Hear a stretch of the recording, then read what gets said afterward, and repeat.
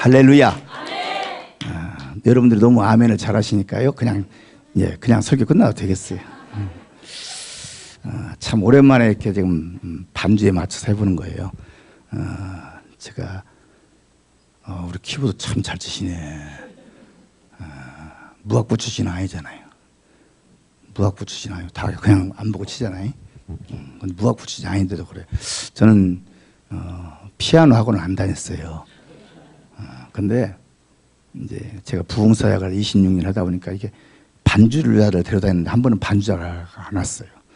그 교회 반주자하고 맞추다 보니 너무 힘들어서 하나님 차라리 제가 키보드를 배울게요. 혼자 키보드를 솔솔랄라 솔솔미부터 시작했어요. 혼자 배우기 시작해서 나름대로 키보드 하나 가지고 그냥 드럼 이렇게 그 박자 넣어서 그래서 우리나라 최초의 헤드 마이크를 끼고 제가 한 16년을 키보드를 치면서 찬양 사역을 했던 경험이 나요. 오늘 찬양 키보드 치는 분한테 너무 은혜를 많이 받아서 감사해요. 신지를 너무 잘 치시네. 비싼 거예요. 그거. 비싼 거 아니에요. 비싼 값어치를 할 수 있어요. 감사해요. 저는 65만 원짜리 주고 다녔어. 이건 무거워서 못 갖고 다녀요. 주워도 못 갖고 다녀요. 가벼운 거 로랜드 238 가벼운 거 65만 원짜리. 오늘 그 얘기로 온 것이 아니고 잠깐 서로 소개를 해야 여러분 좀 할 것 같아요. 시간은 없지만 잠깐 소개를 할게요. 저는 실질적으로는 5대째 신앙생활을 했어요. 근데 우리 첫대의 할아버지가 순교를 당하셨어요. 그래서 4대째 끊겼어요. 왜냐하면 그 순교를 당한 할아버지의 아드님께서 절대로 자기도 예수를 믿지 않지만 후손들 예수를 못 믿게 하기 위해서 자식들에게 예수를 믿지 말라고 막 너무 강권하시는 바람에 그 본인은 예수를 못 믿고 돌아가셨어요. 4대째 끊긴 것 같은데 3대째 저희 할아버지의 형제분들의 제가 말하는 사모님들께서 부인들께서 감사하게 다 예수 믿는 사람들이 오셨어요. 하나님이 저희 가문을 버리지 아니하시고 저희 이제 할아버지 때 와서 다 다시금 예수를 믿게 되어서 감사하게 또 그 후손들이 아까 제가 우리 목사님께 잠깐 말씀드렸지만 여기 분들은 잘 모르지만 호남 분들의 목사님들은 뭐 100% 알고요. 여기 분들도 연세만 하시는 목사님들도 총회 자주 가시는 장로님들은 다 아셔요. 정일자 환자 목사님이시라고 이리 성산교회하고 아주 호남 쪽에서는 좀 정치 세계에서 입김이 아주 세신 목사님이 저희 큰 공후보시예요. 두 번째 공후보시는 저기 김제 백산 석교교회라고 합동측에 여기는 이리 성산교회는 통합측이고 또 합동측에 장로님이시면서 김제 중앙교회 많은 어려운 문제가 있을 때 정치부에서 그 문제를 저기 대법원까지 가서 해결하신 아주 좀 그런 그 역시 그분도 합동측 정치부에 이렇게 하여튼 호남 장로회 협의회 회장까지 했었으니까 셋째 공후보는 그냥 장로님이셨죠. 신텐제일교회 합동측. 또 넷째 공후보는 또 그분도 역시 또 저 광양의 영주교회라고 또 고신측에 또 장로 그러니까 세 분 우리 공후보들은요 목사님 한 분하고 장로님 두 분은 아주 서울 왔다 갔다 하시면서 정치를 많이 하시는 분들이요. 제가 제일 싫어하는 정치를 하시는 분들이에요. 그러니까 기도를 해야 되는데 그 시간에 가서 막 떠들고 막 싸우는 그런 것을 싫어하는 사람인데 그 일을 많이 하셨던 분이고 어쨌든 간에 그게 우리 공후보들이 다 이렇게 교회에서 잘 되고 계시고 또 이렇게 제대에 와서 이제 저를 비롯해서 목사가 몇 분 나오셨고 또 이제 물론 그 윗대에도 우리 집안들의 장로님이 여기 포항 제일교회 장로님도 계시고 뭐 통합측 합동측을 할 것 없이 막 하여튼 저희 집안들이 모이면 목사님, 장로님, 권사님은 조금 옆에 낄 수 있는데 집사는 저 한쪽에 처박혀 있어야 돼요. 그 정도로 너무 많아요. 그렇게 지금 해서 제가 종갓집 종소인데 지금 98%가 예수를 믿어요. 근데 제가 하나님을 만났을 때는 이미 저는 3대째지만 하나님을 만났을 때는 15살 때 만났어요. 교회에 대해서 너무 잘 알고 또 성경도 많이 알았지만 하나님은 15살 때 만났어요. 교회 수련회 가서. 그래서 목사님이 얼마큼 중요한 걸 제가 느끼는데 이곳에 와서 보니까 여러분들은 담임 목사 한 분 잘 만난 것만 해도 90% 이상의 여러분들의 신앙은 성공한 거예요. 할렐루야. 진짜 왜냐하면 저는 그때 15살 때 하나님 만났을지라도 우리 담임 목사님을 잘못 만났으면 지금 제가 이런 목사가 못 됐어요. 목사가 됐을지라도 그냥 평범한 목사가 됐고, 내가 오늘 담임 목사님 통해서 또 저 뒤에 계신 부목사님, 예, 아주 두 목사님을 통해서 은혜를 많이 받았어요. 목사님과는 또 대화를 통해서 많이 받고, 또 우리 부목사님은 아주 지금 부흥사 아니에요? 그 부흥사 타입이네. 내가 잘 아는 저 부천 상동의 어느 목사님하고 아주 모습이 똑같네. 설교 똑같아요. 키도 크고 똑같구나. 그분도 부흥사님이신데. 제가 15살 때 하나님 만날 때만 해도 우리 집안에 15%가 안 믿었어요. 제가 종갓집 종소인데도 불구하고, 물론 제가 하나님 만날 때는 이미 제사는 안 지냈지만 초등학교 6학년 때까지 제사를 모시던 집안이었어요. 왜냐? 저희 작은 집 할아버지, 우리 친할아버지의 동생 할아버지가 절대, 왜냐면 할아버지가 일찍 돌아가셔서 제사를 모셔야 된다고 해서 어쩔 수 없이 할머니도 다 교회 나가시고 그러셨지만 제사를 모신 거예요. 근데 저희 아버지가 이제 제가 초등학교 6학년 때 단번에 할머니하고 약속해가지고 다 제사를 없애고 우리가 지금 말하고 있는 추수예배를 드리게 된 거예요. 추수예배를. 그러니까 제사는 그때 당시에는 일찍 지냈습니까? 늦게 지냅니까? 보통 늦게만큼 지내잖아요. 근데 이 추수예배는 일찍 드립니까? 늦게 드립니까? 일찌감치 드리잖아. 그러니까 추수예배 드리는 그 시간에 제사 지내러 이렇게 오시는데 예배를 드리고 있으니까 집으로 가셨어요. 그때 그렇게 점잖으신 어르신이 저희 할머니에게 욕을 하는 모습도 봤어요. 그때는 형수가 아니라 왼수처럼 보였나 봐. 막 욕을 하시더라고. 그때부터 이분이 자기의, 저희 증조 할아버지, 증조 할머니를 자기 집에서 제사를 모시고 명절 때도 저희 집안은 다 제사를 없애고 계속 캐오던 중에, 물론 그 할아버지도 나중에 이제 돌아가시면서는 예수를 믿으라 하고 이제 돌아가셨는데, 근데 그렇게 해가지고 그때부터 제가 이제 15살 때부터 하나님 만나면서 학교에 가기 전에 이렇게 교회 와서 기도하고, 학교 갔다가 또 학교 끝나고 집에 올 때 또 교회부터 들려서 기도하고, 그 기도 제목이 뭐냐? 하나님, 제가 종갓집 종손이에요. 내가 목사가 돼서 남을 전도하기 전에 우리 집안들부터 다 전도하게 도와주세요. 할렐루야. 그 기도를 하나님이 5년을 안 가서요, 막 열매를 맺기 시작하거든요. 지금은 98%가 믿어요. 100%는 아니지만 98%. 그러니까 예수를, 뭐 교회를 다니는 그런 차원이 아니라 예수를 믿어요. 나는 교인과 예수 믿는 것 차이는 뭔지 모르지만 하여튼 그래. 여러분들 알 거 아닙니까? 내가 심호계획은 또 시험 드니까 여러분들은 교인이 아니라 예수를 믿는 사람이 되시길 주님의 이름으로 축원합니다. 그래가지고 이제 목회를 지금 제가 선교사까지 합쳐서 지금 우리 목사님하고 동갑이 되어 와서 보니까, 근데 지금 제가 목회를 36년째 하고 있어요. 누가 그런 얘기 하더라고요. 부흥사가 이렇게 가서 얘기하니까 어떤 목사가 그럴 때 그 사람 나이가 몇인데 목회가 몇 년이냐. 지금 제가 나이가 55세예요. 방년 55세예요. 나이가 들었어요. 왜냐? 목회 36년이라면 나이들은 막 한 70 먹은 줄 알지만 20살 때부터 목회 시작했어요. 그러니까 횟수로는 36년째가 맞잖아요. 나는 목회를 쉬어본 적이 없으니까. 그러니까 목회밖에 몰라요. 세상을 아무것도 몰라요. 잔머리 굴지도 모르고 단지 뭐냐, 주님이 말씀하시면, 오늘 주님이 말씀하시면 나는 기도해 볼게요. 일주일 기도해 봅시다. 나는 그렇게 말하고 기도한 사람 한 사람도 못 봤네. 주님이 분명히 사인을 주시는데 바로 시작하는 것이 아니라 일주일 기도해 봅시다, 뭐 작정 기도합시다. 난 그렇게 하고 기도한 사람 못 봤다니까. 주님이 사인을 주면 바로 시작을 해야 돼. 그런 성격을 하나님이 사용하셔가지고 지금 캄보디아에 간 지가 3년, 만 3년이 4월 21일, 엊그제 지났죠. 4월 21일이 만 3년이에요. 만 3년 동안 하나님이 참 많은 일을 하셨어요. 이런 성격대로 쓰시면서. 아마 제가 차분한 성격이고, 하나님 무슨 말씀하시면 그래요. 하나님 제가 기도해보고요, 생각해보고 할게요. 그렇게 말했다면 지금 성전 하나도 건축을 못했을 거예요. 그런데 하나님이 제 성격대로 쓰신다고 후원자 하나도 없이 하나님 한 분 후원자 모시고 가서 일을 시작했는데, 하나님이 지금까지 성전 5개를 건축하게 만드시고, 할렐루야. 또 다른 성전도 다 하셨지만 특별히 저를 통해 쓰시는 것은 또 파출소, 여러분이 아는 파출소도 하나 건축해 드렸고, 어쨌든 지금 시작하려고 준비 중인 고아원까지 다 건축해 놓고, 지금 이제 고아원만 시작하면 되는 그런 까지 다 하신 것은, 저는 단 한 번도 제가 해본 적도 없고 할 능력도 없고요. 단지 그 주님께서 나를 사용하셔서 지금까지 일하시고 계신다는 것을 지금 여러분 앞에 보고하는 거예요. 할렐루야. 우리 목사님도 마찬가지일 거예요. 목사님이 목회하신다고 한 번도 생각 안 하셨을 거예요. 만약에 목사님이 목회하시는데 여기 있어서 서울로 가셔야지. 그러나 주님이 이 양반들이 사는 양산으로 보내신 것은, 내가 표현을 잘했나요?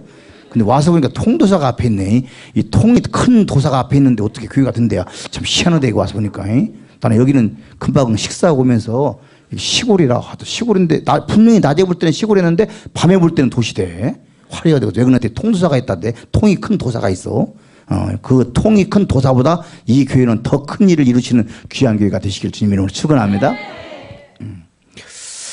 하여튼 그래서 지금까지 이렇게 목회를 해왔는데 오늘 시간이 없으니까 간단하게 말씀드리는 것은 오늘 요나서 1장 1절에서 3절을 읽었죠. 하나님이 어느 날 갑자기 저를 너 캄보디아로 가라. 아니 하나님 지금 필리핀도 다니고 있고 캄보디아도 다니고 있지 않습니까? 아니 목회를 그만두고 가라. 어느 날 갑자기 그러셔요. 그게 3년 전에 10월 달쯤 그랬어요.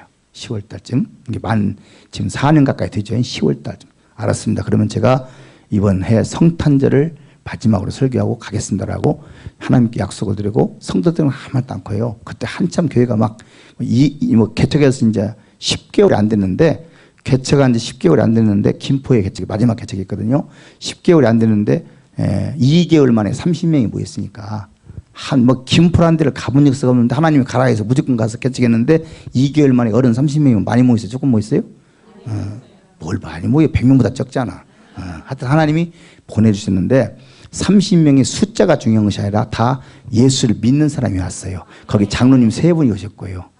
여러분 장로님이 교회를 옮기기가 쉬운 게 아니에요. 근데 제가 이렇게 교회를 개척하고 매일 기도를 해요. 부흥회를 취소하고 매일 기도회를 이렇게 이끌어가요. 그런데 기도회로 몇 분이 오신 거예요. 오셔가지고 그분들이 계속 은혜를 받더니 한 달 만에 장로님 한 분이 교회로 옮기셔요. 그래서 장로님 주일날에 왜 오셨어요? 했더니 저는 이 교회가 다닐랍니다. 왜 그러시냐 했더니 그동안에 여기로만 듣던 설교를 여기서 들어온대요. 가슴으로. 지금까지 평생토록 가슴으로 들어온 설교를 처음 들어봤대요. 그래서 이제 앞으로 내 남은 인생을 가슴으로 들려오는 설교를 듣고 싶어서 왔습니다. 그래서 아니 주일날 가시고 평일날만 오시면 되죠. 그랬더니 주일날 한 번 예배를 드리면 또 다 잊어버린대요. 까먹는데요. 또 어쩔 수 없잖아. 그래서 그러면 장로님 일주일 동안 더 기도해 보세요. 그래야지 장로님이 되셔가지고 항전적이 그렇게 교회로 쉽게 옮기면 됩니까? 그래서 제가 드릴 말씀은 많지만 그냥 웃고 넘어갑니다. 그러면서 또 어쨌든 일주일간 기도했는데 그 다음 주에 또 오셨어요. 그러더니 그분이 또 아는 장로님 2분을 또 모시고 왔어요. 그러니까 장로님만 3가정이 된 거예요. 물론 자기 교회 장로는 아니요. 다른 교회 장로. 이렇게 해가지고 장로님 3분이죠. 그 다음에 거기다 짝꿍이니까 짝꿍은 먹었어. 당연히 권사님이겠죠. 그렇게 해가지고 교인 금방 몇십 명이 모이더라고. 그래가지고 교회가 참 잘 되는데 그분들이 장로님이 교회만 옮겼겠어요? 이렇게 봉투를 들고 왔겠어요. 개척교회라고 건축한 건 막 500만 원씩 되고 그러니까 8개월 만에요. 1억 5천이 나왔어요. 그러면 8개월 만에 1억 5천 나오는 그런 교회를 사임하고 캄보디아로 가야겠어요. 캄보디아는 후원자 한 사람도 없는데 거기를 가야겠어요. 여기서 계속 힘을 해야겠어. 지금 직분이 어떻게 되신다고요? 권사님이시죠. 통합 측은 제가 보니까 아주 젊은 분들한테 실수하면 큰일 나더만 집사님 그러면 큰일 나겠더만 통합 측은 젊은 권사님이 많더만 내가 부흥회를 다녀보니까 어떤 데는 31살짜리 권사님도 계시대.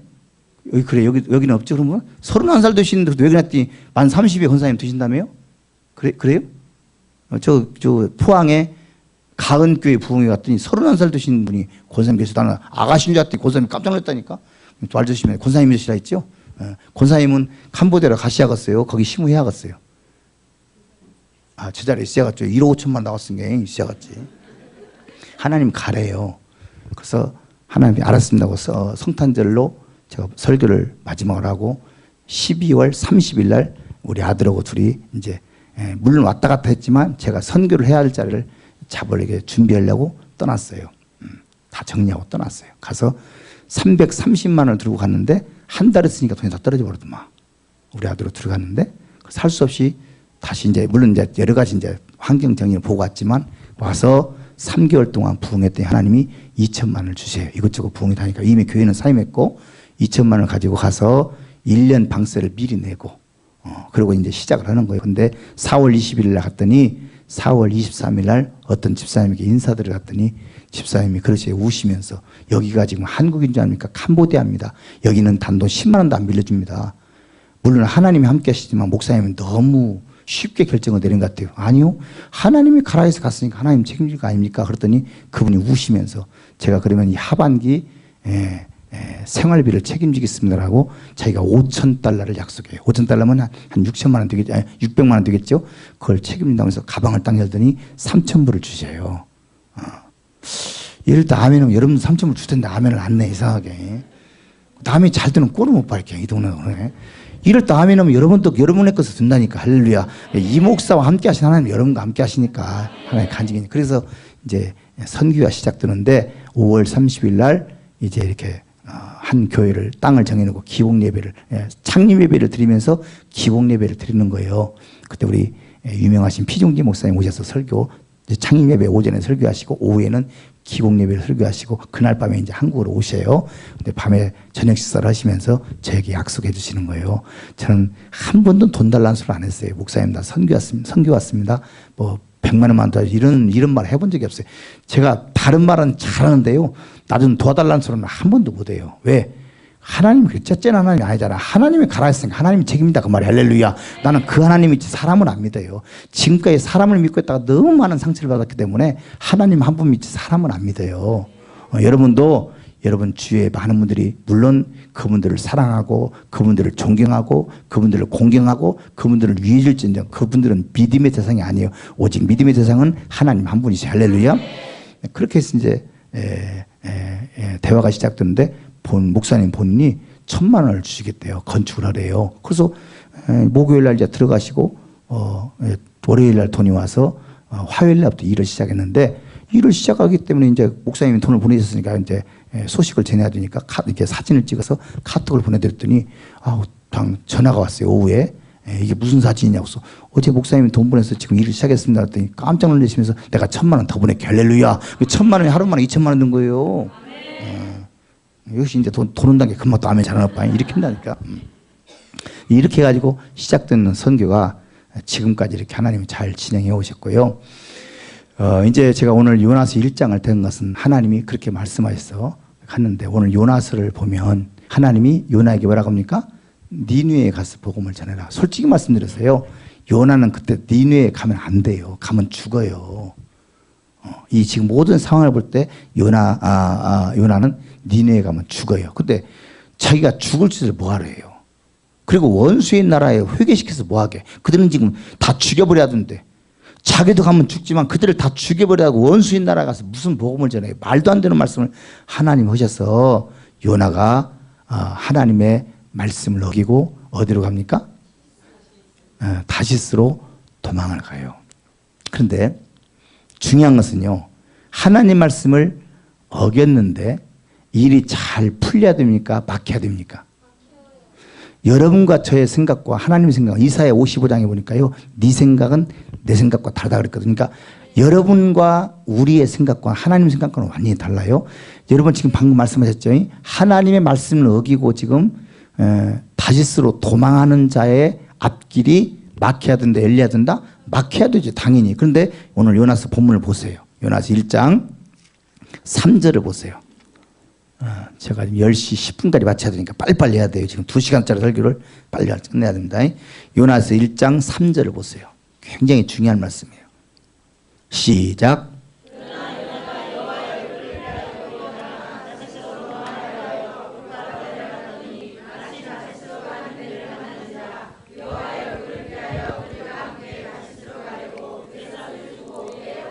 자 보세요. 굉장히 중요한 단어가 하나 나옵니다.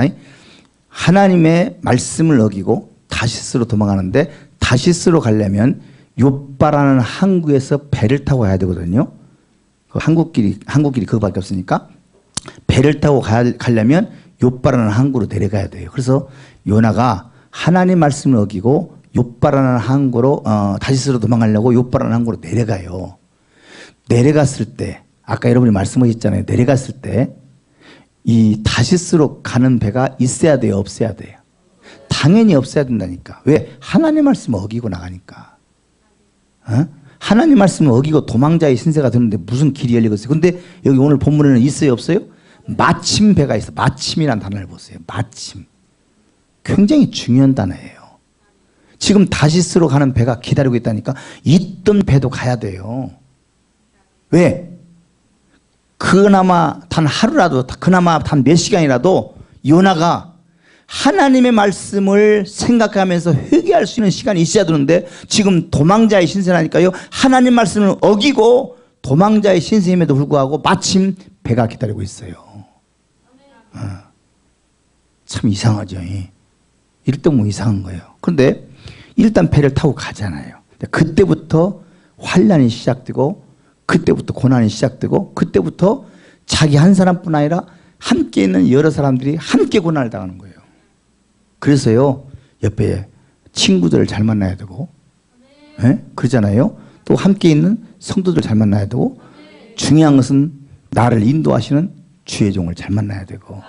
여러분들은 진짜 제가 이 목사님, 나는 이 성격이요, 이렇게 말하는 성격이 못돼. 아니면 그냥 가만히 있다 가지, 무슨 목사님 칭찬하고 이런 거 안 해요. 진짜 안 합니다. 나는 성격이 좀 못된 성격입니다. 그럼에도 불구하고 부흥회는 1년에 내가 80군데도 가봤어. 80교회를.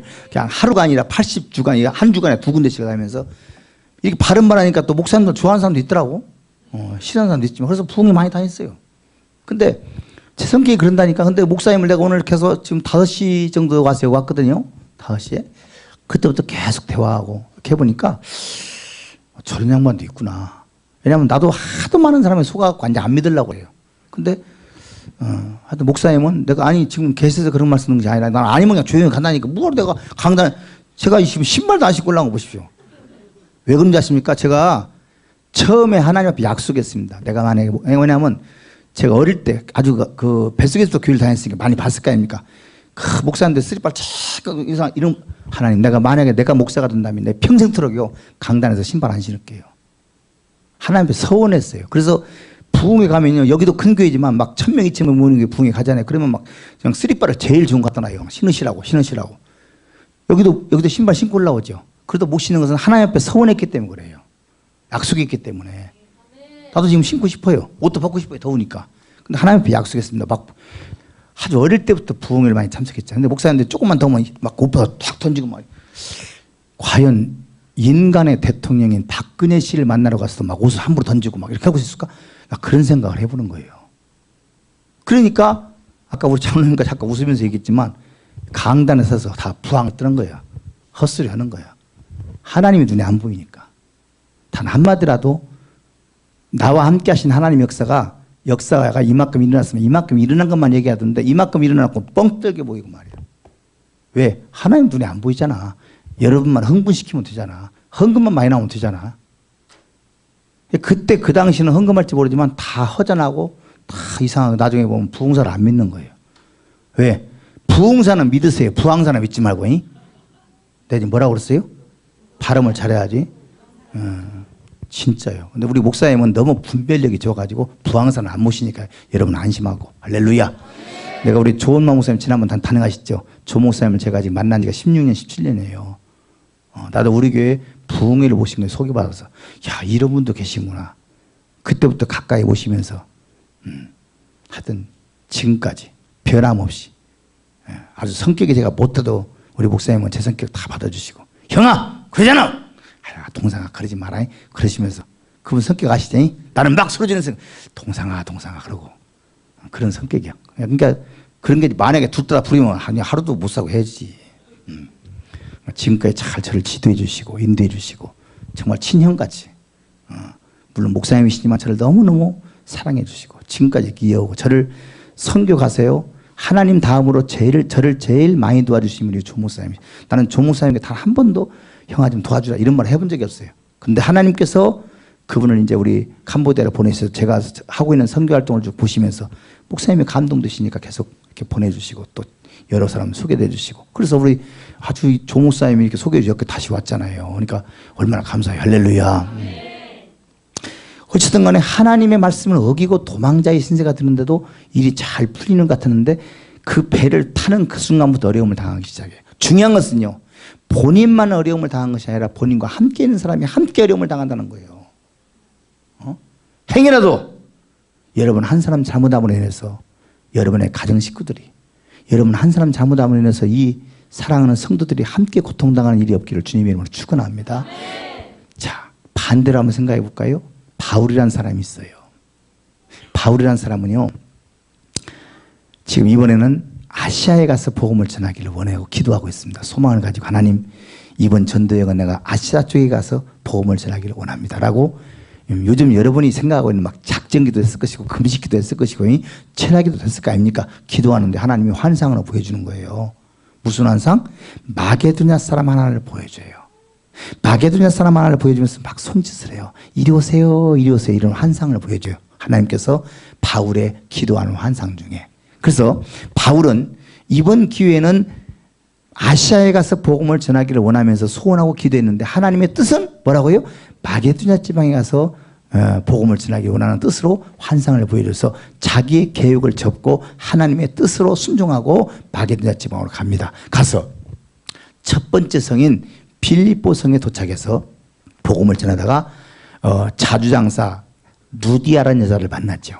그 루디아라는 여자를 만나서 복음을 전하여 그 여자가 복음을 받아들이고 바울 일행을 자기 집에서 숙식을 제공을 하면서 빌립보 지방에서 복음을 전하기를 원해요. 그런데 중요한 것은 이 누디아라는 여자가 복음을 받아들였으니까 이 누디아라는 여자를 데리고도 하나님의 일을 얼마나 할 수 있는데 그때 그 당시에는 여자나 아이는 사람으로 취급을 안 했잖아요. 그래서 하나님께서 다시금 이제 계속적으로 복음을 전하다가 누구를 만나냐? 저 많은 귀신 들린 사람을 만나요. 저 많은 귀신 들린 사람 하나 만나서 우리가 얼른 생각하기로는요. 여러분의 담임 목사님 능력 있어요? 없어요? 왜 이렇게 발음이 이상해요? 발음도 좋고 소리도 좋고 있어요? 없어요? 있습니다. 목사님 듣고 계시잖아. 당연히 크게 하셔야지. 그러면 여러분 예를 들어서 문제 있는 사람 한 분을 모시고 왔어요. 환자 한 분을 모시고 왔어요. 여러분이 지금 말씀하셨던 것처럼 여러분의 목사님이 능력이 있어요. 그러면 지금 문제 있는 사람이 왔고 환자가 왔다면 금방 해결을 치료를 해줘야 돼요. 천천히 해야 돼요. 말씀을 잘하세요. 금방 치료해줘야 돼요. 천천히 해야 돼요. 그게 여러분의 생각이야. 지금 누디아라는 여자가 복음을 받아들이고 그 집에서 숙식을 제공받으면서 복음을 전하는데 저 많은 귀신 들린 사람을 만난다니까? 그러면 지금 여러분이 말씀하신 대로 바울이 능력이 있어요? 없어요? 능력 있지요. 그런데 그 능력 많은 바울이 저 많은 귀신 들린 사람의 귀신을 금방 쫓아요? 나중에 쫓아요? 어떻게 하신대요? 성경을 말 안 해? 금방 안 쫓았어요.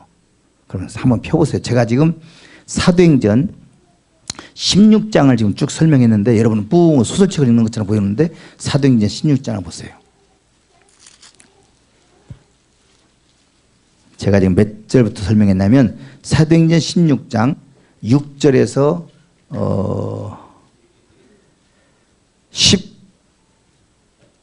14절까지 소개를 했어요. 자, 16절까지 소개했죠. 자, 17절을 보세요. 17절. 사도행전 16장 17절. 시작.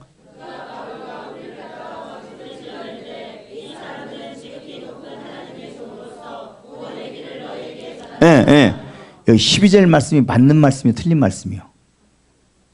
아니, 지금 저 많은 귀신 들린 사람이 하는 소리인데 이 사도행전 16장 17절의 말씀이 맞아요? 틀려요? 너무 정확한 말씀이죠. 지금 바울 일행을 소개하는 거예요. 바울 일행을 많은 사람에게 소개하는 거예요. 누가 소개해요? 지금 성령 충만한 사람이 소개하는 거예요? 귀신 충만한 사람이 소개하는 거예요? 이상하죠? 지금 틀린 말이 맞는 말이에요. 맞는 말을 하니까. 너무 정확한 얘기인데도 저 많은 귀신 들린 사람이 지금 바울 일행을 소개해요. 잘 들으세요. 굉장히 중요한 얘기니까. 굉장히 중요한 얘기예요. 저 많은 귀신 들린 사람이 지금 바울 일행을 소개할 때 너무 정확하게 소개를 해요. 근데 뭐가 충만하다? 귀신이 충만해. 성령 충만한 게 아니라니까. 그런데 아까 말씀드렸잖아요. 바울이 능력이 있음에도 불구하고 금방 저 많은 귀신 있는 사람을 해결을 안 해주는데 너무너무 힘들게. 자, 그 다음에 보세요. 자, 그 다음에 18절 보세요. 시작. 어떻게 여러 날을 해요? 아니, 어떻게 여러 날을 해? 무슨 말을? 지금 바울 일행을 소개하는 거예요. 이 사람들은 여러분들의 구원의 문제를 해결하기 위해서 하나님이 보낸 종이다. 할렐루야. 너무 정확한 말씀을 여러 날을 소개를 해요. 그러면 좋아요? 기분이 좋겠어요? 안 좋겠어요? 안 좋아요? 아니 너무 정확하게 그러면 이부정 선교사를 그 양반 사기꾼이야 나쁜 놈이야 그러면 좋겠어요. 그 양반 간지 얼마 안 되는데 지금 캄보디아 CMU에서 제일 일을 잘해서 그 캄보디아 기독교 연합회에서 이번에 그쪽에 7개 도 책임자로 임명한대야. 그렇게 칭찬하면 좋겠어 안 좋겠어? 지금 사실이니까 좋겠지. 내 이번에 지금 시간이 없어가지고 바로 나는 이번 들어가면 그 임명장 받으러 푸른병 가야 돼요. 저 회장한테. 좋잖아. 나는 가입한 지 지금 1년밖에 안 돼요. 다른 사람은 15년씩 돼서 그 임명장 주려고 생각하는 나는 1년밖에 안 돼도 하나님 주시잖아. 하나님 필요하니까 더 많은 일을 하라고 주시잖아. 할렐루야. 한 교회로서 부족하니까 네가 7개 주를 책임지라고 말이요. 오늘 이 바울을 보내듯이 하나님이 부족한 점을 저 이렇게 이쁘게 봐서 더 많은 일을 할 수 있도록 하나님이 이렇게 길을 열어주시잖아. 할렐루야. 이게 지금 너무 정확한 얘기란 말이야. 그럼 기분이 좋아요, 안 좋아요? 너무너무 좋아야 되는데 바울은 어쩐다고? 심히 괴롭네. 좀 뭐가 이상하잖아요. 이 바울을 칭찬하고 바울을 높여주는데 심히 괴로웠다. 왜 괴로웠을까? 귀신 들린 사람이니까? 귀신 말을 하니까? 그래도 아까 뭐 하셨던 말? 찬양하셨지 아까 이쪽에서 은혜를 많이 받았어요. 권사님이세요? 아까는 아가씨로 가는데 권사님 보이네. 저 뒤에 볼 때는 내가 시력이 별로 안 좋은 것 같아. 좋아요. 근데 아까는 아가씨처럼 보였는데 잘 들었어요. 여기 봐요. 굉장히 중요한 얘기예요. 왜 바울이 심히 괴로웠을까? 지금 바울을 칭찬하는 소리고 사람들이 듣기에 너무너무 좋은 소리임에도 불구하고 바울이 왜 심히 괴로웠을까? 바울이 지금 뭐 하고 있는데? 바울이 뭐 하고 있는데 지금 귀신 들린 사람이 와서 떠들어요? 아니지. 여기는 전도하고 있잖아요. 지금 하나님께서 이 빌립보 지역에 자기는 아시아에 가서 복음을 전하기를 원하지만 이 마게도냐 지방의 빌립보 성에 와서 복음을 전하는데 그 장소에 와서 아무리 옳은 말이지만 복음을 전하는 그 장소에 와서 저 많은 귀신 들린 사람과 떠들어요. 틀린 말에서 떠들어요? 맞는 말에서 떠들어요? 오히려 칭찬까지 하면서 떠들어요. 잘 들으세요. 아무리 여러분이 옳은 말이다 할지라도 아무리 여러분이 틀린 말이 아니다 할지라도 우리 목사님을 비롯해서 이 교회 장로님들을 비롯해서 하나님의 일을 하는데 방해가 된다면 그것이 옳은 말이다 할지라도 그건 귀신 역사예요. 지금 제가 이 말씀을 드리는 거예요. 이해가 되세요?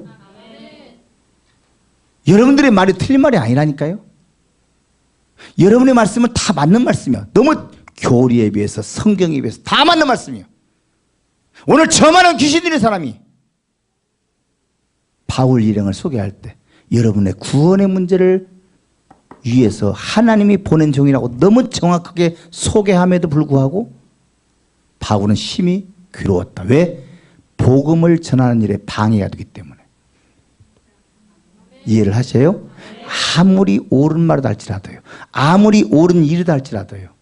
그 말은 틀린 말이 아니에요. 그 말이 맞는 말이에요. 정확해요. 그러나 복음이 전파되어지는 곳에 방해가 된다면 그건 100% 성령의 역사가 아니고 귀신 역사다. 이해가 되시죠? 우리 목사님이 기도하시면서 목표를 구상하시고 여러 가지 생각하시는 가운데 추진해 나가는데 목사님이 무슨 전문가이신 목사님께서 기도도 안 하시고 덤터도 아무 일도 하시겠습니까? 다 기도하시면서 나름대로 연구도 하시고 또 기도도 하시고 나름대로 교회를 위해서 막 불철주야 이렇게 계획을 세워가면서 이렇게 일을 진행하는 가운데 있는데 여러분들이 뜬금없이 아무리 맞는 말한테 목사님 이건 아닌 것 같습니다. 그게 성령 역사예요? 귀신 역사예요? 대답을 못 하시냐 또 이제. 지금 이게 제 말이에요? 성경 말이에요? 지금 성경대로 가르치고 있잖아요. 아니에요? 아무리 바울 일행을 정확하게 소개했다 할지라도 바울이 복음을 전하는 일에 방해가 되진다면 그것은 귀신 충만한 사람이라니까. 그래서 그때 심히 괴롭다 보니까 바울이 저 많은 귀신 든 사람을 예수 이름으로 귀신을 쫓아요. 할렐루야. 그런데 귀신을 쫓고 나니까 이 저 많은 귀신 들린 사람을 종으로 삼아서 자기의 수입을 가지고 사는 주인은 큰일 났어요. 이제 수입이 떨어져서 돈이 안 들어와요. 그래서 바울 일행을 요즘으로 말하면 경찰서에 고소를 해요. 우리가 전혀 듣지도 못했던 이상한 소리 가지고 지금 내가 수입이 떨어졌다 고소를 해요. 그래서 경찰서에서 요즘으로 말하면 경찰서에 가서 많은 매를 맞고 그가 마지막에 이제 빌립보 감옥에 들어가요. 자, 여기까지 보십시다. 빌립보 깊은 감옥에 들어가는데 여기까지 보십시다. 바울이 하나님 말씀에 순종하고 빌립보 성에 왔어요. 불순종하고 왔어요. 순종하고 왔는데 왜 감옥에 들어가요? 이해가 안 되잖아요. 하나님 말씀을 순종하고 지금 빌립보 성에 왔는데 감옥에 들어가요. 왜 감옥에 들어가요? 그래서 이사야 55장의 말씀대로 여러분의 생각과 하나님 생각은 다르다니까. 이해가 안 되잖아요. 자, 요셉을 볼까요? 요셉이 17세에 꿈을 꿔요. 무슨 꿈을 꿔요? 처음에는 11곡 식단이 자기 곡 식단에게 절을 해. 11형제가 자기에게 절을 해요. 두 번째 무슨 꿈을 꿔요? 해와 달과 11별이 자기 별에게 절을 해. 이제는 형제들뿐 아니라 어머니 아버지까지 자기에게 절하는 그런 꿈을 꿔. 그를 그만큼 높은 자리에 위치해서 어머니 아버지 형제들까지 자기를 공경하는 위치에 들어서 쓰시겠다는 그런 뜻으로 하나님이 꿈으로 보여주시는데 그 꿈 뒤에 무슨 장사가 일어납니까? 형들에게 미움을 사서 맨 처음에 무슨 어려움 당해요? 구덩이에 빠져요. 죽여버리려고. 하나님은 하나님의 계획 속에 있는 사람은 절대 죽이지 않잖아요. 그곳에 지나가는 인신매매를 하나 동원시켜요. 인신매매. 요즘은 하면 인신매매 아니요. 사람 삽니다. 그 인신매매를 동원시켜서 그를 구덩이에 빼서 팔아서 어디로 갑니까? 보디발의 종살이로 가잖아요. 자, 그 다음에 무슨 또 어려움 당합니까? 아니, 보디발의 부인의 그런 유혹을 물리쳤음에도 불구하고 오해를 받아가지고 감옥에까지 가요. 지금 똑같잖아요. 바울도 감옥에 들어가고 요셉도 감옥에 들어가요. 공통점이 있잖아요. 잘 보세요. 그러면 보세요. 지금 요셉이 하나님 말씀을 불순종했습니까? 자기가 무슨 계획을 세웠습니까? 요셉은요 너무 순수해요. 그냥 하나님 말씀을 믿고 그냥 있는 그대로 꿈을 꾼 그대로 막 자랑 거고 그랬어요. 그런데 하나님께서 그를 높이 쓰시겠다고 약속하신 그 하나님은 그를 구덩이에 빠뜨리고 인신매매에 팔려가고 종살이 가고 나중에 어디 간다고요? 감옥까지 들어가요.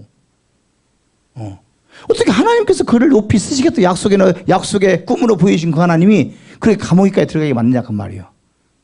바울은 하나님 말씀을 순종해도 불구하고 왜 감옥에 들어갔냐 그 말이에요. 이상하잖아요. 근데 공통점을 보세요. 바울이 감옥에 들어가서 누구를 만납니까? 간수를 만나요. 간수를. 분명히 감옥에 들어갈 때는 많은 매를 맞았고 고통받고 배도 고팠을 것이고 그런 몸임에도 불구하고 감옥에 들어가서 찬양하고 기도했어요. 그때 밖에서 있었던 간수는 과연 어떻게 생각했을까? 돌았구나. 너무나 많은 매를 맞고 이제 고통당하다 보니까 여기까지 정신까지 돌아왔구나 이렇게 생각했을 거 아닙니까? 그런데 찬송하고 기도하는 그 순간에 하나님의 역사는 시작했다 그 말이 할렐루야. 자, 너무 잘하는 말씀 아닙니까? 자, 옥문이 열리고 수갑이 풀어지고 착구가 다 풀어졌잖아요. 중요한 것은요 이 바울 한 사람만 그런 복을 받은 것이 아니라 바울과 함께 있는 빌립보 감옥의 모든 사람들이 다 그런 복을 받았다. 할렐루야. 아까 요나는 하나님 말씀을 불순종하고 배를 타고 가다가 요나 한 사람 때문에 배에 있는 모든 사람들이 다 어려움을 겪었지만 오늘 바울은 하나님 말씀을 순종하고 갔음에도 불구하고 어려움을 당해서 감옥에 들어갔지만 너무 억울한 감옥 아닙니까? 너무 억울하잖아요. 그럼에도 불구하고 감옥에 들어가서 거기 가서 좌절하지 아니하고 포기하지 아니하고 하나님 앞에 찬양하고 기도했더니 하나님 역사가 시작되면서 자기 한 사람뿐 아니라 자기와 함께 있는 모든 사람이 함께 복을 받다. 할렐루야. 오늘 여러분들 때문에 이 교회가 복을 받고 할렐루야. 여러분 때문에 여러분의 가정이 복을 받고 여러분 때문에 여기 양산이에요? 양산? 이건 뭐 무슨 면? 서북면? 하북면이 복을 받고 할렐루야. 여러분 한 사람 때문에 그런 복이 있기를 주님의 이름으로 축원합니다. 분명히 간수는 정신이 돈 줄 알았더니 나중에 난리가 난 거예요. 이제 감옥에 문 열리고 다 분명히 다 간수는 도망간 줄 알았어요. 그래서 어차피 도망가는 인생 나는 이제 죽을 건 뻔할 것 그냥 내가 차라리 자결해 죽겠다 하면서 자살해 죽으려고 칼을 빼는 그 순간 바울이 소리를 지르요. 뭐 하는 겁니까? 우리 한 사람도 안 도망갔습니다. 깜짝 놀라죠. 다 도망간 줄 알았더니 한 사람도 안 도망갔네. 그제서야 바울 앞에 굴복하는 거예요. 내가 어떻게 해야 영생을 얻을 수 있겠습니까? 라고 했더니 오늘 사도행전 16장 31절에 뭐라고 해요? 시작. 단 한 가지예요. 제가 여기서 목회 32년 하고 떠난 것도 지금 캄보디아 가서 만 3년 목회하는 것도 단 한 가지요. 주 예수를 믿으라. 그리하면 너와 네 집이 구원을 얻으리라. 할렐루야. 무슨 우리가 자선사업 합니까? 뭘 나눠주러 갔습니까? 오직 복음 하나 가지고 간 거예요. 할렐루야. 예수 믿기 위해서 구원받게 하려고 간 거예요. 뭐 부흥사 20년 하면 보고 100년 하면 뭐예요? 중요한 것은 교인이 아니라 예수 믿기 위해서 구원받게 하는 게 그게 목적이라고 말이에요. 할렐루야. 그래 이제 간수가 바울 일행을 모시고 집에 가서 아픈 곳을 싸매주고 식사를 제공하고 그때에 하나님이 바울을 빌립보 성에 보낸 그 뜻을 이루는 겁니다. 뭡니까?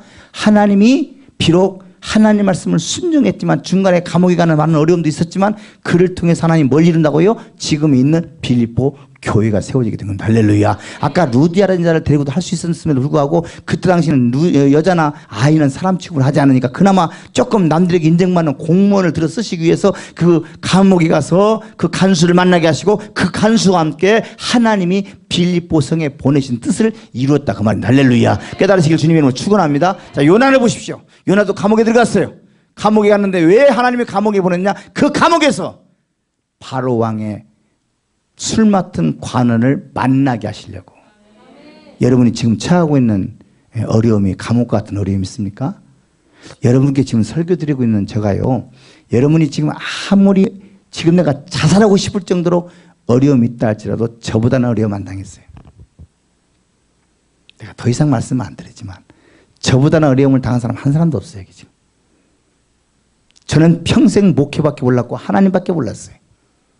오늘 바울이 당한, 오늘 요나가 당한 그 고통보다 더 훨씬 큰 고통을 많이 겪은 사람이에요.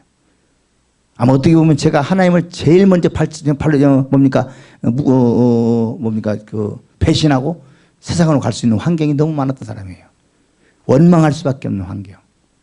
그럼에도 불구하고 하나님은 저를 너무너무 사랑하셔서 지금까지 제가 이렇게 성격이 그만에도 불구하고 그런 영적인 문제는 다 인내하게 만드시고 견디게 만드시고 그러는 가운데 지금까지 하나님이 쓰시는 거 보니까 역시 모든 것을 하나님이 하셨구나. 할렐루야.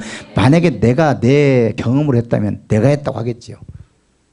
다시 말씀드릴게요. 지금 여러분 앉아있는 여러분이 어떠한 어려움을 겪고 있다 할지라도 저보다는 어려움 안 겪었어요. 저는 정말 때로는 하나님이 이해가 안 됐어요. 뭔 하나님 이런 하나님이 다 있었을까? 근데 그런 하나하나의 고통, 고난, 어려움을 겪고 나니까 하나님이 그때마다 더 많은 복을 주시더라 그 말이에요. 할렐루야. 그러니까 제가 자신 있게 설교하는 거예요. 이론적인 설교가 아니잖아요. 저는. 어떻게 해서 저런 사람이 부흥이 당했을까? 그렇게 많은 사람이 얘기하겠지요. 지금 우리 목사님 너무 잘하십니다. 지금 부흥이 안 나간 것이 아니라 못 나갑니다. 부흥회를 초청도 않고요. 지금 부흥회 교회마다 기도마다 부흥회 안 씁니다. 제가 지금 캄보디아에 갔지만요. 1년에 반절 26주 이상은 부흥했습니다. 와서. 저는 후원자가 없습니다. 별로. 제가 자비량으로 지금 선교하고 있습니다. 한국에 와서 26주 이상은 부흥회. 지금도 부흥회를 계속 해달라고 합니다. 제가 다 이제 부흥회를 줄였습니다. 왜냐하면 지금 한 군데 집중적으로 부천 한 군데만 해주기로 하고 이제 캄보디아하고 부천만 하기로 했습니다. 다른 데는 다 취소했습니다. 올 하반기도. 그렇게 어려운 고통 속에서도 하나님이 쓰시더라 그 말이에요. 할렐루야. 제가 말씀드렸잖아요. 여러분이 나보다 훨씬 더 편안하게 신앙생활 잘하시고 계시니까 어떠한 어려움이 있다 할지라도 그 양반이 이 얘기는 안 했는데 우리보다는 그 양반이 훨씬 어려웠는데 그 고통을 겪고 나니까 하나님도 그렇게 쓰시더라 했으니까 내가 어려움을 당하면 얼마나 겪었냐? 그 선교사님 바라볼 때 내가 참고 견뎌야지. 그러한 믿음으로 주님께 맡기고 나가면 부족한 점과 함께 하신 하나님 여러분과 함께 하십니다. 할렐루야. 깨달으시길 주님의 이름으로 축원합니다. 제가 아마 자서전을 쓰면 다 많은 사람이 울 겁니다. 그 책을 보고. 저를 모르는 사람은 막 뒤에서 지금도 날 욕한다고 그래. 그러니까 저를 아는 사람이 욕을 안 해요. 우리 목사님, 조 목사님 너무 가까우시니까 조 목사님은 저에 대해서 너무너무 잘 아셔요. 제가 왜 그렇게 고통의 눈물을 흘려야 되는가? 아무 잘못도 없어. 그럼에도 불구하고 그런 고통의 눈물을 흘릴 때가 많이 있었어요. 그런 세월을 다 겪어오면서도 그냥 주님 한번 바라보고 코람대오죠. 누가 뭐라 해도 너무 억울해도 주님 한번 바라보고 정직하게 진실하게 특히 물질 가운데 진실하게 나아가니까 하나님이 지금 이렇게 들어서시더라 그 말이에요. 할렐루야. 뭐니 해도 머니 시대예요. 뭐니 해도 머니 시대. 지금 아마 제가 여러분들이 저에게 주신 지금까지 많은 성도들이 저에게 주신 그 사례비라든가 헌금. 저는요 이렇게 부흥에 나가면 70%를 사례비 안 받았어요. 10군데 가면 7군데를 사례비 헌금이 안 나와서 아니요 헌금 1,000만 원 2,000만 원 하나님이 이번에는 받지 마. 그럼 갔어요. 제가 아까 우리 목사님께 그 말씀 못 드렸는데 지금 5번째 교회를 건축한 교회가 어떻게 해서 건축이 된지 아십니까? 인천 그쪽에 7군데 부흥을 갔어요. 7번째 마지막 부흥이 끝나고 다음 주 월요일 날 제가 캄보디아 들어가야 되는데 거기에 어떤 할머니 목사님이 참석하셨어요. 그게 7번째 부흥인데 7번째 부흥을 계속 연속 7번째 부흥입니다. 한 번도 하나님 사례 받지 마라 그래. 받지 마. 이번까지도 받지 마. 그래서 아멘. 순종하는 거예요. 사람이 안 받아요. 교통비 안 받아요. 그런데 7번째 딱 하나님 이번에도 받지 마라. 저는 이미 그러면 하나님 앞에 하나님 말씀하시면 강단을 선포합니다. 자, 여기 이번에도 하나님이 사례 받지 마라. 미리 말씀드리는 거예요. 미리 선포를 해요. 월요일부터 시작을 하는 거예요. 근데 거기 참석하신 목사님이 화요일 날, 수요일 날, 목요일 날 3일 동안 쭉 참석하셨어요. 그러더니 목요일 밤에 상담 어제요. 목사님 상담 좀 합시다. 왜요? 목사님 언제 들어가십니까? 예, 월요일 날 들어갑니다. 비행기표 좀 알아보세요. 왜요? 저도 같이 가랍니다. 왜요? 그랬더니 내가 목사님 말씀을 3일 동안 들었는데 믿어진대요. 그런데 목사님 말씀은 믿어지는데 내가 성사님들을 못 믿습니다. 10년 이상을 베트남과 필리핀을 선교했는데 너무 많은 실망했기 때문에 내가 목사님 말씀하신 그 말씀을 다 믿고 싶지만 가서 현장에 가서 내가 답사를 해봐야겠습니다. 교회를 4개를 건축했다니까 안 믿어. 그때 2년 만에 4개를 건축했다니까. 오셔서 쭉 보시더니 그 자리에서 약속을 해요. 저희가 지금 내가 그 교회를 가봤으니까 알잖아요. 20평 지하예요. 20평 지하의 교회에 200만 원에 20만 원 월세를 내고 지금 목회하고 있는 분이에요. 교인이 엄청나게 많아요. 자기 아들, 딸, 2딸과 사위 2, 그 다음에 자기 동생, 목사님 7명이 엄청 많잖아요. 근데 사위가 이렇게 지하교회니까 사람들이 안 온가 보다고 둘째 사위가 3천만 원 헌금을 했어요. 2층으로 교회 옮기자. 그래서 목사님이 2층 자리를 보러 다니다가 지금 저를 만난 거예요. 근데 하나님이 감동 주시기를 너는 2층 교회로 가는 것이 아니라 저 성교사가 섬기고 있는 캄보디아에 교회를 건축해 드리라. 감동이 왔대요. 그래서 상담하고 캄보디아를 가서 결정해가지고 3천만 원을 보내서 3천만 원을 주셔서 5천만 원짜리 교회 지었어요. 할렐루야. 잘했지요? 그 내가 했다면 어떻게 했습니까? 오늘까지 이번 7번째지만 사례비 받지 마라. 공포했다니까요. 하나님이 거기서 역사가 시작되는 거예요. 그러니까 저는 70%를 사례비 안 받는데요. 오히려 사례비를 받는 것보다 저를 도와주는 분들이 하나님 더 도와주세요. 왜냐? 하나님 뭉탱이 뚫어주시고 뭉탱이 뚫어. 짜잘하게 이렇게 애들 그 군것 찌르는 용돈이 아니라 하나님 뭉탱이 뚫어 주셔. 여러분들 짜잘한 거 받지 말고 가지고 큰 것 받아. 할렐루야. 그래야 막 건축운도 해서 더 크게 교회도 세울 거 아니야. 여기도 크지만 더 크게 지을 거 아니요? 또 건축에는 또 그냥 준혁들 같아 무섭네. 아니 왜냐하면 제가 한국에서 교회를 이렇게 14개를 건축해 봤잖아요. 다 지경으로. 다 이런 교회 다 지어봤어요. 그러니까 제가 이제 이렇게 여러분 생각하면 개척만 했다고 그러니까 개척만 한 게 아니고 400명 모이는 교회도 담임도 해봤고 100명이 넘는 교회도 2교회도 해봤어. 3교회는 다 청빙받아서 해봤어. 해보는데 하나님이 나하고 적성이 안 맞아. 너 가서 개척하라 이게야. 그러면 제가 400명 목회 딱 개척할 때 목회하고 이제 사임할 때 우리 아버님께 전화 드렸습니다. 저희가 아까 제가 몇 대째라 했어요. 정확히 말하면 5대인데 3대째라고 할게요. 우리 아버지가 참 믿음이 좋으셨어요. 근데 내가 믿음이 안 좋은 거예요. 그때 알았다? 전화를 드렸죠. 아버지 저 이 교회 사임하려고 합니다. 그랬더니 아버지 하시는 말씀이 미친놈 보고 끊어버리더라고. 다른 말씀 안 하시고 뭐한 놈? 미친놈. 왜? 다른 사람은 그 교회를 들어가려고 막 1억 쓰려고 장로하고 막 그렇게 막 해서 막 들어가는데 지금 목사님 5분이 선을 봐가지고 합격해서 들어가는 교회를 1년 만에 나온다고 하니까 미친놈이지. 그러니까 지금 내가 우리 아버지 말씀 생각해보니까 미친놈은 맞아. 왜? 하나님께 미친놈이니까. 할렐루야. 거기를 왜 사임했느냐? 50가구 있는데 교회를 개척하려고. 전라북도 부안에서 목회하다가요. 그거 지나가는데 자꾸 그때는 오토바이 타고 다녔다요. 지나가는데 꼭 여기다 교회를 세우라는 거예요. 그게 50가구예요. 임실군, 전라북도 임실군 3개면 덕계리에요. 거기가 50가구밖에 없는데 그냥 동네가 50가구 한 꼴이라 여기 한 5가구 여기 몇 가구 있는데 교회를 거기다 세우라는 거예요. 그러면 생각해 보세요. 나와 아무 연고도 없는 지게요. 자꾸 거기다 교회를 세우라는 감동을 주셔서 내가 거기 사임하고 50가구 있는 동네 가서 교회를 개척해서 방에서 예배를 드렸는데 한 달 만에 사람이 20명이 모여서 할머니들 애들 보면 20명 금방 모이는데요. 나는 지금까지 교회를 개척하거나 건축하거나 단돈 10원짜리 누구 노인 어디 보고 도와달라고 해본 적이 없다니까. 근데 여기 아까 제가 우리 목사님께 잠깐 말씀드렸는데 여기 부산에 은강교회라는 교회가 있었어요. 혹시 아십니까? 지금 없어졌어요. 부산 동아대학교 앞에 있어. 내가 거기 금요일에 3번 갔다 왔는데 은강교회 목사님이 그때 전주, 임실, 순창 일이 막 부흥회를 많이 왔어요.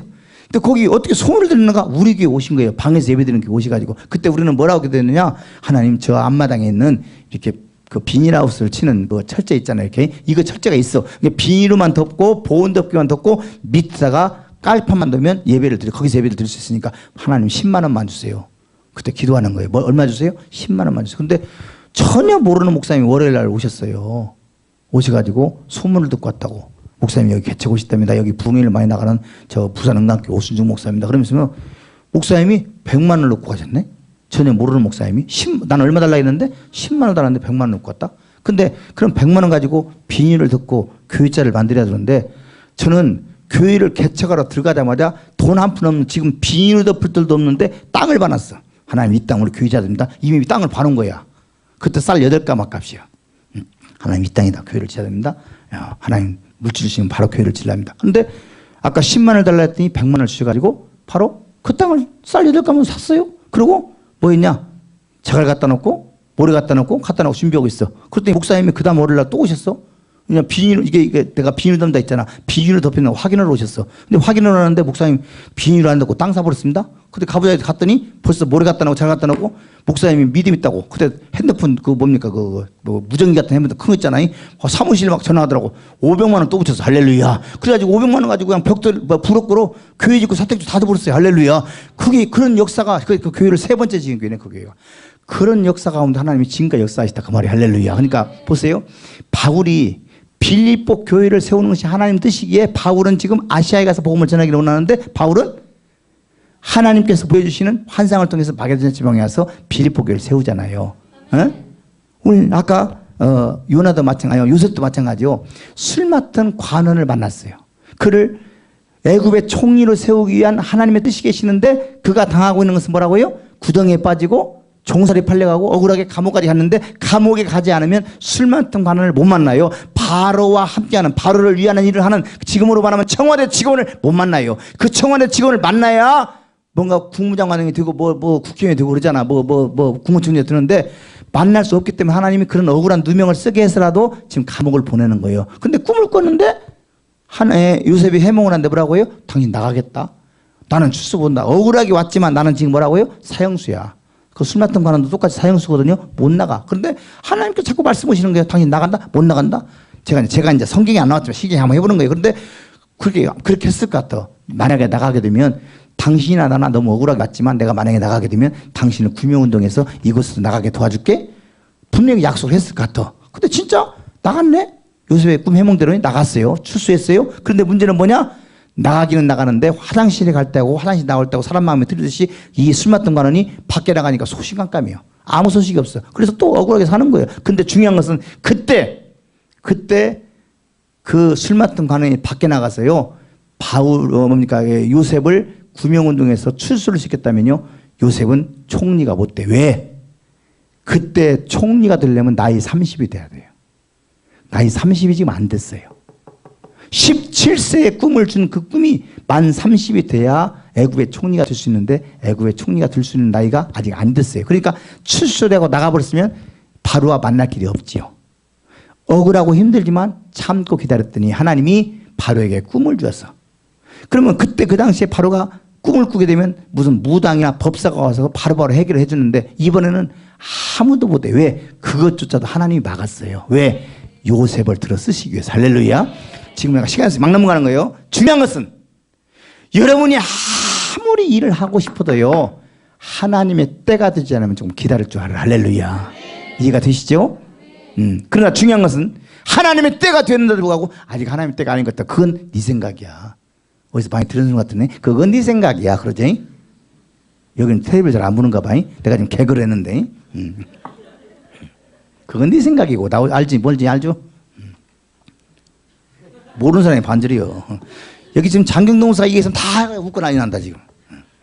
자, 그래서 이제 바로가 꿈을 꿨어요. 근데 그때 그 당시에 바로가 꿈을 꾸면 무당이 법사가 와서 다 찾아내는데 아무도 못 찾아. 하나님이 막았기 때문에. 그래서 꿈 얘기 나오니까 그제서야 술 맡던 관원이 꿈이면은 요셉인데. 그래서 상관에게 얘기를 하는 거죠. 상관님, 꿈이라면 요셉이라는 사람이 있는데 내 꿈을 맞춰서 내가 나왔거든요. 그래서 그 상관이 다른 높은 상관이 다른 상관한테 얘기해서 상관끼리 하다 보니까 어디까지 갑니까? 바로의 귀에까지 들어가잖아요. 그래서 바로가 요셉을 풀려나게 만들잖아요. 아까 말씀드린 대로 만약에 하나님의 때가 안 됐는데 요셉이 출소했다면 그때 못 찾잖아요.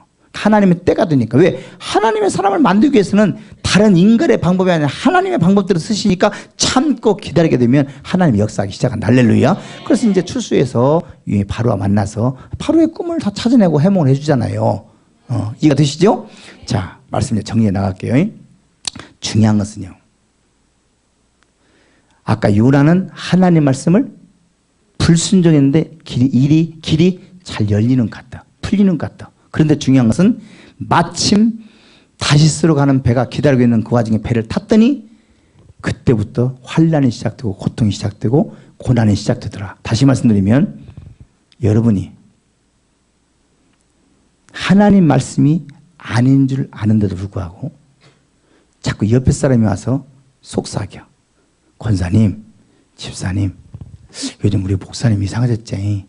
우리 장로님 이상해졌지. 우리가 아무개 권사님 이상해졌지. 막 팔을 만들고 당을 만들기 시작해. 근데 그게 맞는 것 같아. 원래 생각하니까 그 말이 맞는 것도 같아. 헷갈려 넘어갔어. 근데 그때부터 시작해서 고난이 시작되고 고통이 시작된 사람이 많은 것을 제 목회 현장에서 부흥 현장에서 많이 봤어요. 절대적으로 어떠한 일이 있어도 교회에서는 그런 일이 있어서는 안 된다. 오직 목사님 한 분이, 물론 예수님이 다 주인이 되어주시고 하나님의 역사가 시작되지만 목사님을 하나님의 대리자로, 예수님의 대리자로 세우셨으니까 믿고 따라가게 되면 승리할 텐데, 목사님을 신뢰하지 못하고 장로님들을 신뢰하지 못한다면 그건 보통 어려운 일 아니에요. 그냥 보통, 그거야말로 보통 귀신이 아니네. 에? 내가 지금 귀신 소리 했나? 무섭네. 내가 이 평생 귀신 쫓는 목사를 하다 보니까 내가 지금 별일 다 있었어요. 내가 어른아이도 다 나오고. 또 한마디 하고 갈게. 우리나라 최초의 손수건 사역자가 저입니다. 우리나라 최초의 옷자락 사역자가 저입니다. 너무나 순진해가지고요. 바울이 환자들 치료하는데 환자들이 너무나 많이 오니까 바울의 앞치마를 갖다가 손수건을 갖다가 병든자에게 얹었더니 어쨌다고요? 병든자가 고침받고 악기도 나가더라. 그걸 내가 시험해봤다. 되더라니까. 기도하고 귀 들리면서 아픈 사람한테 손수건 던져놨더니 나서 그대로 했어. 우리 교회에서 해보고 부흥해서 그대로 했다. 또 12회 동안 고통받던 여인이, 많은 사람이 예수님 옷을 만졌잖아요. 근데 다른 사람은 해결 못 받고 그 12회 동안 고통받던 여인이 믿음으로 예수님 옷자락을 만졌더니 혈류의 근원이 다 말랐잖아요. 할렐루야. 그래서 그 믿음을 보고 나도 한번 해봤어. 나 예수님 나를 세웠다. 한번 만져봐라. 그랬더니 푹 들여 넘어져서 그 사람이 고침받더라고. 그래서 우리 교회에서 다 해보고 부흥이 나가서 했다. 그때부터 내가 이단 된 거야. 성경 나오면 그대로 했더니. 근데 지금은요, 지금 많은 사람이 못 쓰러뜨리면 능력이 없다서 막 쓰러뜨리잖아요. 바로 차버리잖아. 쓰러뜨리라고. 오히려 지금 나는 안는데, 지금 너는 오직 나는 지금 이렇게 말씀으로 하잖아. 부흥이 와서도. 저는 그렇게 이제 은사야. 하도 막 질려갖고 이제 은사 아니에요. 그냥 말씀만 하고 해도 하나님이, 찬양만 뜨겁게 해도 말씀만 잘 전해도 하나님 역사하기 시작하더라고. 할렐루야. 지금은 안 해. 안 나타나서 안 하는 것이 아니야. 해, 지금도. 엊그저께 한번 저 몇 주 전에 인천에 했어요. 막. 했더니 막 수수수 쓰러지니까 막, 왜 목사님 이 좋은 은사를 안 썼어요? 한 번도 안 쓰니까 사람들이 내가 능력이 없는 줄 알았는가 봐. 잘 들으세요. 절대 성령 역사는요, 다 이 안에. 그러니까 바울이 디모데, 자기 믿음의 아들이고 동역자인 디모데를 파송할 때 어떻게 파송했습니까? 안수했잖아요. 잘 몰라요? 안수했더니 어쨌다고요? 그 다음에 은사가 불뜻 일어났어요. 어디 은사가 저쪽에 들어온 게 아니에요. 지금 여러분들은 다 은사가 있어요. 다 잠재해 있거든요. 이런 목사님, 능력 있는 목사님께 안수받으면 은사가 불뜻 일어나요. 할렐루야. 제일 중요한 것은요, 목사님을 귀찮게 하세요. 특히 새벽 예배도 와서요. 새벽 예배 드리고 꼭 목사님께 안수받으세요. 그러면 특히 여러분들이 원하고 바라는 소원들이 일어나요. 할렐루야. 이건 진짜요.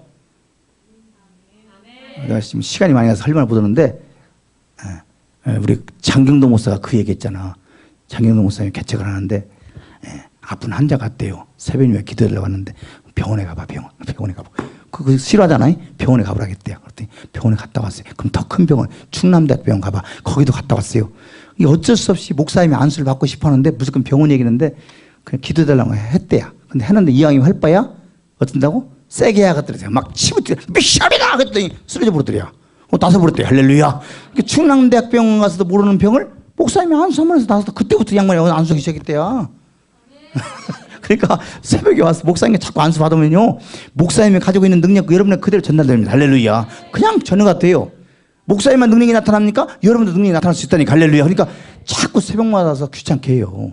뭘 귀찮게 하라고? 안수 귀찮게 해요. 안수. 그렇죠. 아멘을 안 하시네. 새벽님이 안 나오려고?